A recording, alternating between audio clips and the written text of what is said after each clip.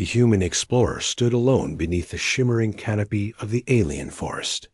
His name was Alan, a survey specialist assigned to chart new worlds for peaceful contact missions. The planet before him carried a reputation for unpredictable energy storms and strange life patterns.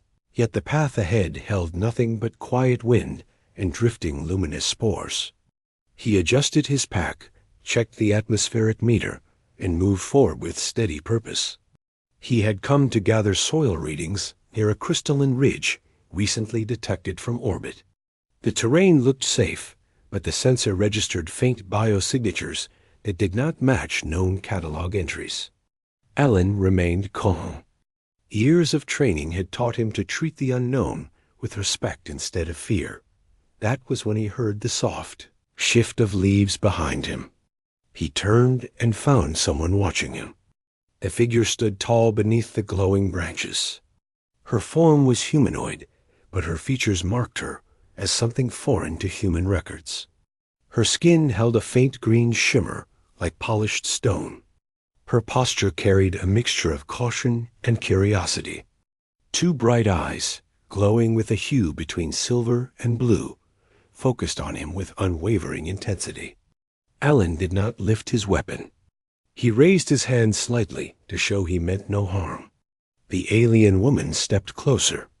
She moved with an elegant quietness that seemed almost unnatural. She wore light armor marked with carved lines that reflected the light of the forest.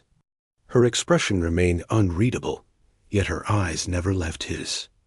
Alan decided to take the risk of speaking first. He greeted her in a calm voice, relying on the universal translator patch on his collar.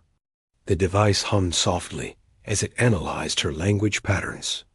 She answered with a smooth and melodic sound. The translator took several seconds before forming an output. Her name was Lyra, a guardian of the territory. She wanted to know why a human had entered her region without a declaration. Alan explained his mission in clear terms, keeping his tone respectful. He stated that he meant no harm, that he had come only to examine the geological formations. Lyra studied his face for a long moment. She seemed to measure his intent through more than words. When she finally spoke again, the translator conveyed a warning. She said that her people valued their land above all else, and that outsiders were judged by how they treated the living world around them. Alan nodded with earnest understanding.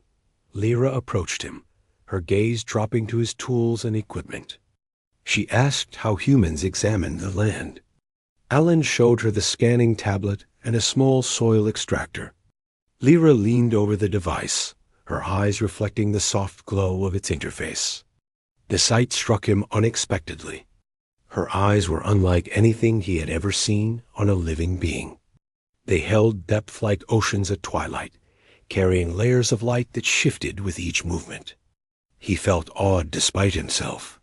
Without thinking, carried by the gravity of the moment, he spoke a sentence that changed everything.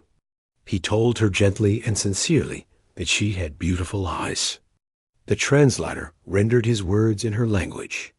For an instant she froze. A faint ripple of color moved across her skin.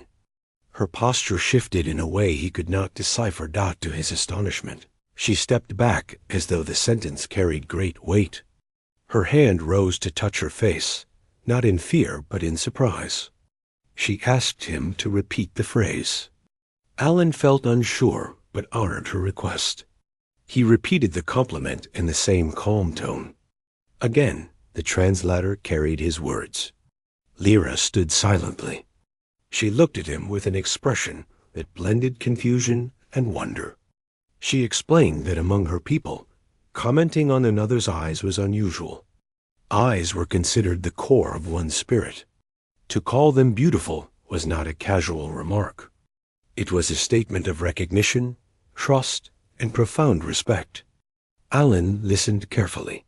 He apologized if he had caused offense, but she shook her head. She said she felt no offense. Instead, she felt something she had not expected from a human visitor. Lyra stepped closer again, this time with softened posture. She asked why he saw beauty in her eyes. Alan answered honestly. He told her that her gaze held depth and dignity, and that he believed all living beings carried something unique that deserved appreciation. His words seemed to settle into her like seeds falling into fertile ground. She lowered her head in thought before speaking again. She confessed that humans were considered unpredictable in local stories, capable of great harm, but also capable of great compassion. She had prepared herself for a confrontation, not for a moment of genuine admiration. Alan smiled lightly, careful not to appear arrogant. He said that humans had many flaws, but also many strengths. He hoped to represent the better side of his species. She surprised him again by asking if she could accompany him during his mission. Her reason was simple. She wanted to understand his nature, and she wanted him to understand hers. Alan agreed. Together, they walked through the forest toward the crystalline ridge. Lyra pointed out various plants and creatures that moved between the glowing roots. Alan gathered readings and preserved samples with delicate care. Each time he worked, she watched with the intensity of someone who evaluated more than technique. She observed his mannerisms, his gentle handling of fragile life, his respectful steps around the ancient roots. The forest responded to her presence, as though she held a bond with it. Alan noticed that creatures avoided him at first, but approached when Lyra stood beside him. She explained that the forest recognized her aura. It sensed her intentions and extended that recognition to him. As they walked, she shared the story of her people. They had lived on the world for many generations, adapting to its bioluminescent life through symbiotic bonds. Their skin absorbed certain wavelengths of light, allowing them to strengthen themselves and heal minor injuries. Their eyes developed unique reflective layers to perceive energy patterns hidden to most species. Alan listened with focused admiration.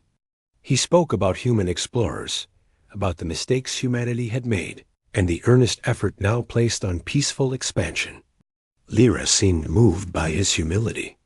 She remarked that he carried no arrogance, no hunger for domination, only a sincere desire to learn. Alan replied that humility came naturally when one stood in a world as magnificent as hers. They reached the crystalline ridge, a vast structure rising like a crown of shimmering blue stone. Lyra placed her hand against the surface and closed her eyes. She said the ridge contained memories because the stone recorded the energy of past seasons. Alan asked permission before placing his tools near the structure. She granted it with a nod. As he worked, she circled the ridge in silent contemplation. Alan noticed the way the light reflected off her eyes and remembered the moment he had first complimented them. He wondered if he had crossed a cultural boundary he did not understand. Yet Lyra seemed more at ease with him now, almost companionable. When she returned to his side, she asked if humans often complimented one another. Alan said yes, but sincerity mattered more than quantity. She tilted her head at this, finding it curious that humans valued intention as much as expression. When he finished his readings, a sudden pulse traveled through the ground. Lyra reacted instantly, placing herself between Alan and the source of the tremor. The forest lights flickered. A powerful creature emerged from the underbrush. It resembled a massive quadruped with armor-like plates and glowing veins of energy. Lyra warned Alan that the guardian beast considered the ridge sacred. She spoke to the creature in low tones, her voice steady and commanding. Yet the beast seemed agitated. Alan realized that his tools might have triggered a defensive response. Without hesitation, he powered down all equipment and stepped away from the ridge. He raised his empty hands to show compliance. Lyra watched him and seemed struck again by his humility. The beast observed Alan's retreat and lowered its aggressive stance. Lyra continued her soft speech until the creature turned and retreated back into the shadows. When the danger passed, Lyra faced him with a thoughtful expression. She said that many outsiders would have responded with fear or weapon fire, but he had chosen to show respect.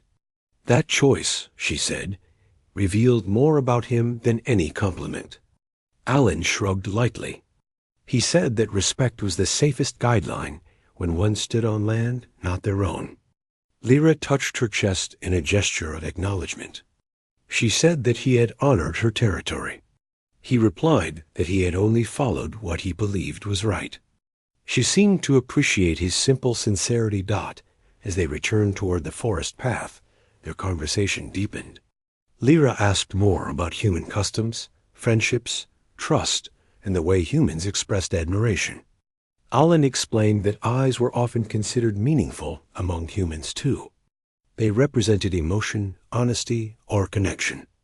Lyra absorbed his words with earnest attention. She said that among her people, to acknowledge someone's eyes meant seeing them beyond the surface. It meant recognizing their spirit. When he had spoken those words to her, she had felt exposed and honored at the same time. Alan apologized again if it had startled her. She assured him it had not harmed her. Instead, it had made her wonder if human intentions could be more sincere than stories suggested. Their path led to a wide clearing lit by floating spores that drifted like tiny lanterns. Lyra paused and watched the soft glow around them. She turned to Alan. She said she wanted to understand why he saw beauty in her eyes when many outsiders viewed her species with caution.